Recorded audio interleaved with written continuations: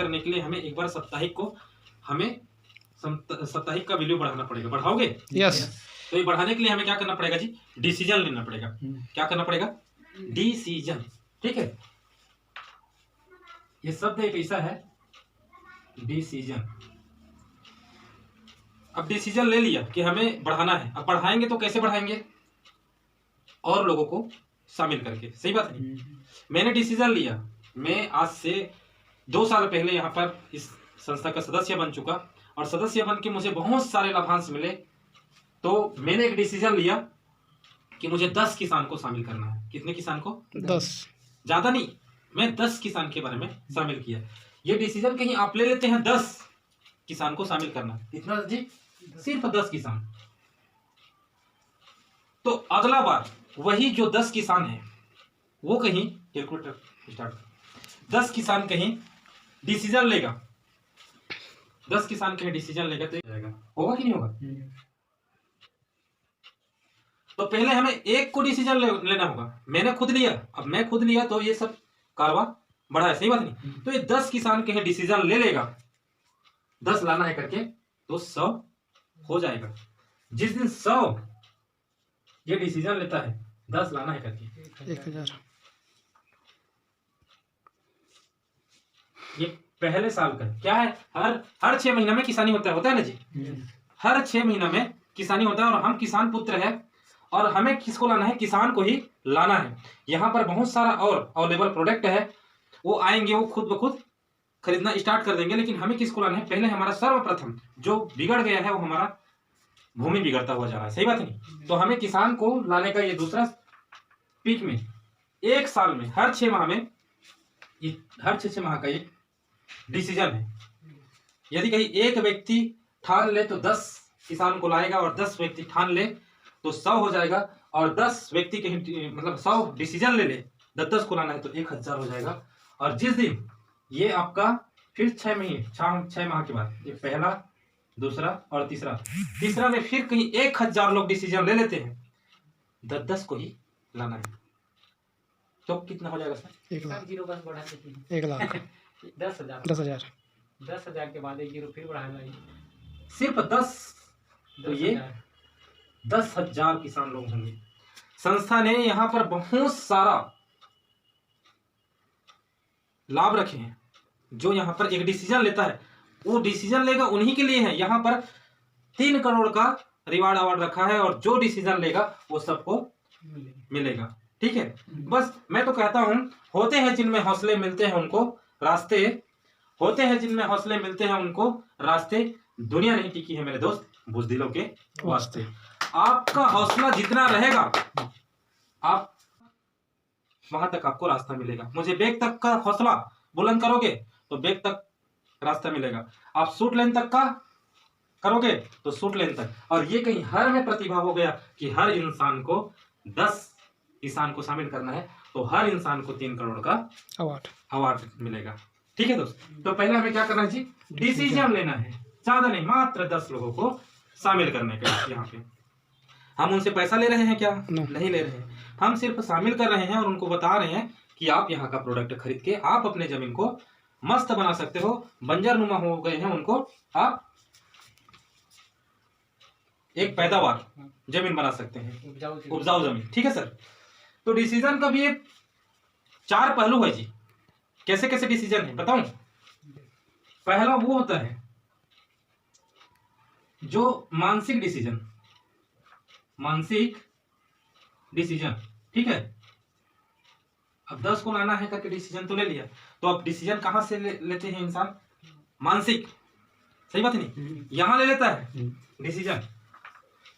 अब यहां से डिसीजन तो ले लेता है कि मुझे 10 लोगों को लाना है मतलब लाना है। लेकिन जैसे दूसरा जो डिसीजन आता है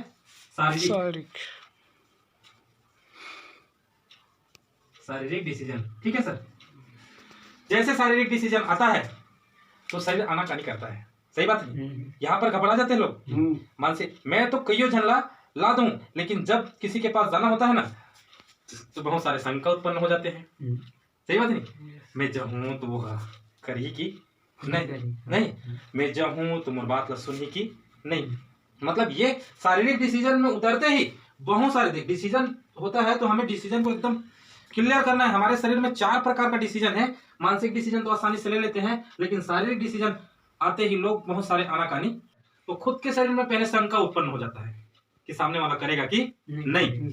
अब चले भी जाते हैं तो सामने वाला मना कर देते हैं, सही बात नहीं। अब जब मना करते हैं ना, तो ये शारीरिक रूप से हम कहीं भी तैयार कर देते हैं कि बस मेरे को लोगों के पास जाना है, मतलब जाना है, और जाते हैं तो सामने वाले क्या कर देते हैं, मना कर देते हैं। पहले तो शारीरिक डिसीजन में शंका था, उसे क्लियर किए, अब गए बताने के लिए तो सामने वाला मना कर दिया। तो यहाँ पर आता है भावनात्मक, ठीक है सर, भावनात्मक डिसीजन। अब सामने वाला मना करेगा तो आपके भावना को ठेस पहुंचेगा कि नहीं पहुंचेगा जी? सही बात है। और यहीं पर आदमी फेल हो जाता है। ये दोनों तो बिल्कुल क्लियर रहता है।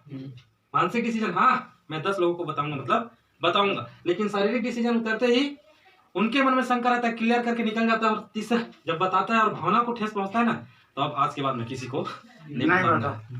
तो ये भावनात्मक डिसीजन को भी आपको क्लियर करना होगा। भावनात्मक डिसीजन इसे होते हैं कि भैया एक झापड़ मार लेतीस ना तो पोसा जाती, साले जवान के तीर है खतरनाक है, सही बात नहीं।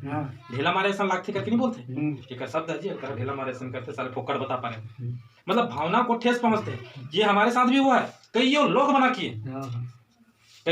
मना किए और हम लगातार चलते गए, हमारे भावनात्माओं को भी ठेस मत पहुंचा, ये सब बेकार है, ये कोई काम नहीं करता, ये कहाँ कहाँ दवाई देते, एक पैसा काम नहीं करे वो साला 3-3 हजार लगते, सही बात नहीं। एक नहीं कई लोग बोल दिए, हमारी भी भावनाओं को ठेस पहुंचा। लेकिन हमें यदि हमारे लक्ष्य को प्राप्त करना है, हमें जीवन में आगे बढ़ना है, तो ये भावनात्मक रूप से ठेस पहुंचाने वाले दुनिया में हजारों मिलेंगे, सही बात नहीं। ये पूरा दुनिया पड़े हैं भावनात्मक को ठेस पहुंचाने के लिए, लेकिन आपको भावनात्मक डिसीजन लेना पड़ेगा।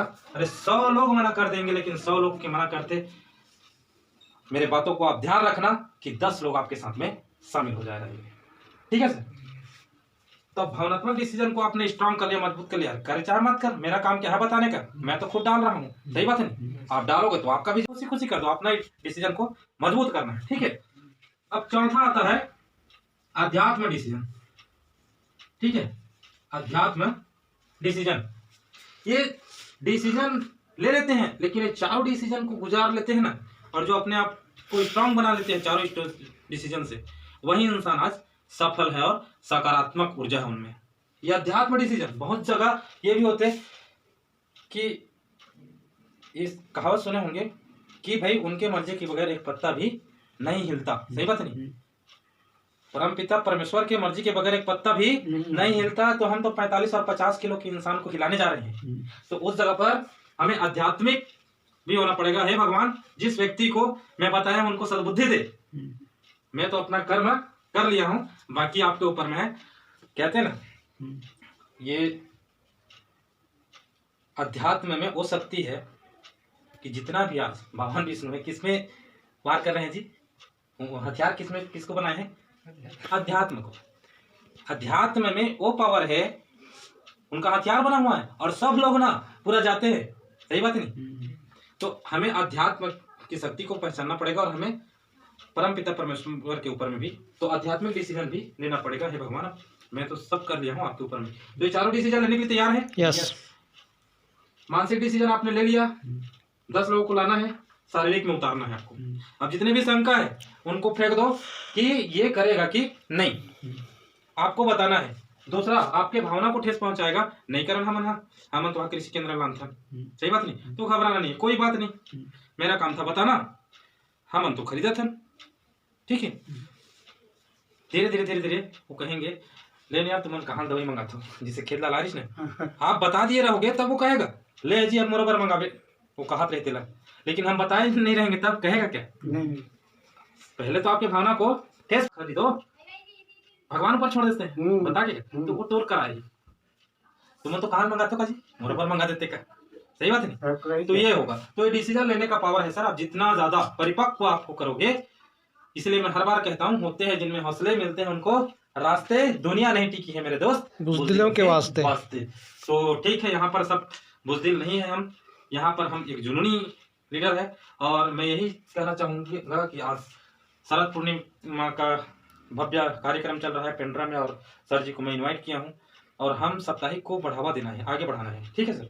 हाँ, और प्रयास करिएगा कि हमारा जो 2024 सभी के लिए एक मिसाल बन के छुरा टीम के लिए आने वाला है। और आप लोगों के लिए मैंने सपना बनाया है, आप अपने अपने सपने को निखारने का काम करेंगे तो भैया वो दिन दूर नहीं है कि एक 2024 सितंबर का महीना बवाल खड़ा होगा।